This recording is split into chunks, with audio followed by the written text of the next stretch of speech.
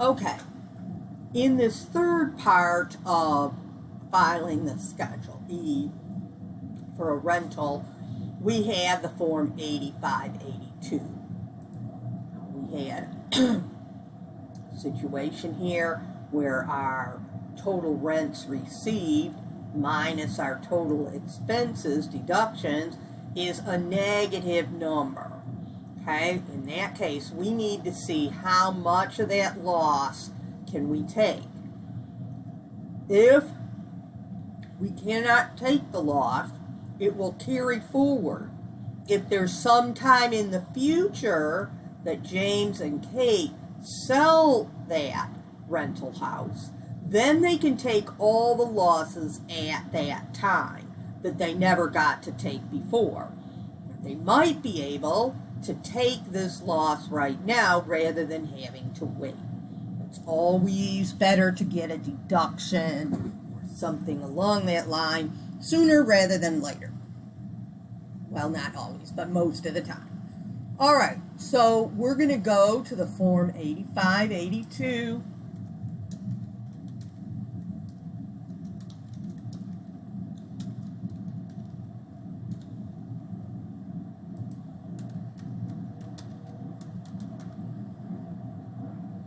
And part one is all the passive activity losses. And so the first part, rental real estate activities with active participation, and then the next section down, all other passive activities. So if you invest in something that is not a rental real estate with active participation, but it is a passive activity, then you will put it down into A, B, C, and D. Okay, now, in this case, James and Kate, they are actively participating. They're actively helping to manage the house, choose the renters, discuss problems with the renters, decide what repair company is going to come and fix the toilet, all that kind of stuff, okay? Maybe even doing some of the work themselves. And so they have active participation in that case, and this is a rental real estate. So in that case, their loss will go here. So line 1A is activities with net income. Line 1B is activities with net loss. Okay, and so we have on Schedule E, we have an activity with a net loss, 2654. I already have the parentheses here for us, so we can just put in the 2654. Okay, we don't have any prior year's unallowed losses in this case, and you won't have any of that in Accounting 124, but not that it can't happen in real life. So you have to keep track of this 8582. You start filling it out the very first year that you're renting it out, and you keep track of it so that you know if there was any losses from a prior year that you didn't get to take, then you have to keep track of those, because then once you sell the building, you can take those losses then. But if you've never kept track of them, you can't just make a number up. All right, so we have line 1D. It says combine 1A, 1B, and 1C. So we only have one number, so this time I do have to put the parentheses 2654, okay, to show it's negative. Now, James and Kate don't have any other kinds of passive activities, so that's all left blank. Line 3, combine line 1D and 2D. Okay, and so that again is minus 2654. Okay, if this line is 0 or more, stop here and include this form with your return. All losses are allowed, including any prior year unallowed losses entered on 1C or 2C. Report the losses on the forms and schedules normally used. Okay, so let's say that on Schedule E, I had a second rental, and I had $15,000 on it, and once I totaled up all my stuff, I had $8,000 of total expenses. So in that case, I have $7,000 that is net income on this one. In that case, then on my 8582 on line 1A, activities with net income, that 7,000 would go there. Then I would have 7,000 minus the 2,654 on line 1D. I would have a positive 4,346.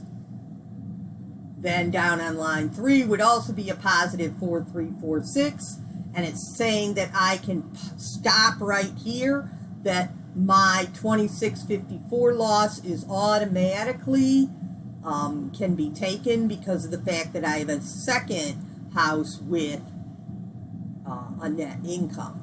So as long as your net incomes are more than your net losses for that year, then all losses are allowed. Okay, so let's go back. Take that back off there.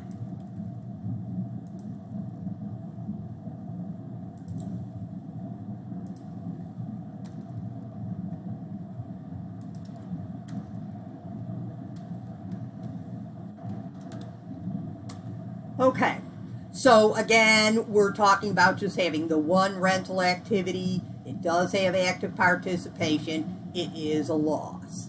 Okay, so we've come down to line 3.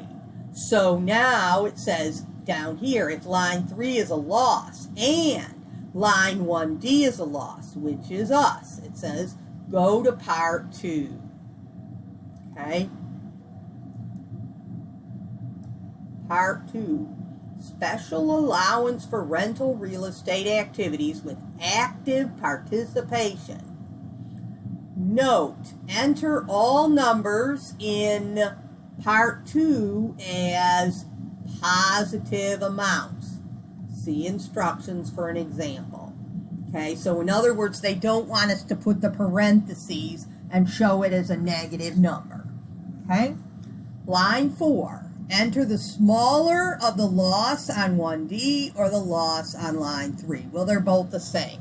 2,654. We're not going to put the parentheses. Line 5. Enter 150,000 if married filing separate. See the instructions. Okay. Okay. Line 6. Enter modified adjusted gross income but not less than 0. Okay. So let's say James and Kate's AGI is 47,500. Okay. Line 7. Subtract line 6. Oh wait, here's our note on line 6. Note, if line 6 is greater than or equal to line 5, it's not. Line 6 is less than line 5.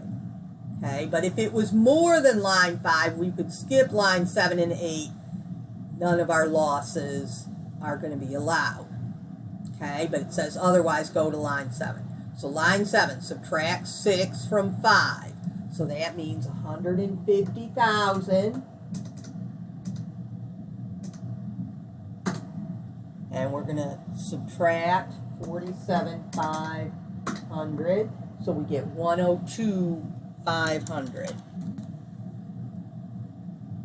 Line 8, multiply line 7 by 50%, which is 0.5. Do not enter more than 25,000. So 102,500 times 0.5 is 51,250. However, it says do not enter more than 25,000. So we're going to put in 25,000. That's the maximum we can put on that line. Line 9, enter the smaller of line 4 or line 8. Well, 2654 is smaller, so that goes there. Total losses allowed, part 3. Add the income, if any, on lines 1A and 2A and enter the total. Line 11. Total losses allowed from all passive activities. Add lines 9 and 10. 2654. Plus 0 is 2654. Okay? All right. The rest of this, all of these sections, just separate out the different losses and your past history. Okay? So you would want to keep that mainly for yourself and for the future. When you sell when James and Kate sell this building, they're going to want to have that information of how much losses were not allowed. Now, in this case, they're allowed to take the whole loss. They have a loss of $26,554, and they can show losses up to $25,000 worth of losses that they are allowed to have because of their active participation in manning the building. But their loss was only $26,554, so yes, they can take that loss. We're going to go to Schedule E, and down here on line 22, it says deductible loss after limitation. Okay, so the part of our loss that is deductible is all of it, 2654. And the parentheses are already there for us. Line 23A, total of all amounts reported on line 3 for all rental properties. So if I had 3 rental properties, I would add up A, B, and C for line 3. We only have 1, it's 5,000. 23B, total of all amounts reported on line 4 for royalties. We don't have any. Total line C, all amounts reported on line 12. That's mortgage interest. We don't have any of that. Total amounts reported on line 18. That's our depreciation. So we do have that, 3779. And line E, total of all amounts reported on line 20, which is our total expenses, and we do have that as well, 7654. Line 24, income, add positive amounts shown on line 21. So if A, B, or C was a positive net income, we would add up any net incomes and put it on line 24. We don't have any. It says do not include losses.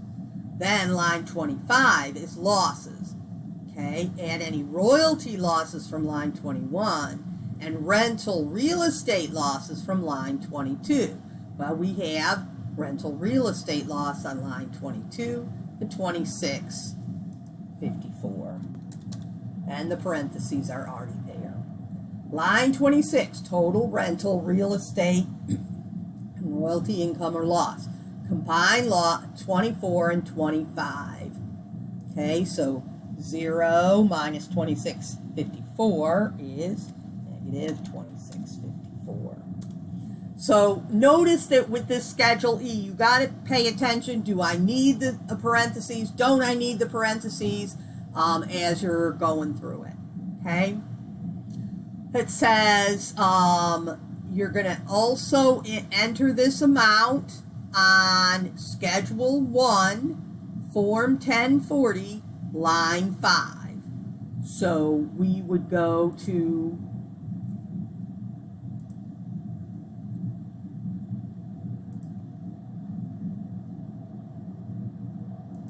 Schedule 1, line 5, rental real estate, 2654 loss.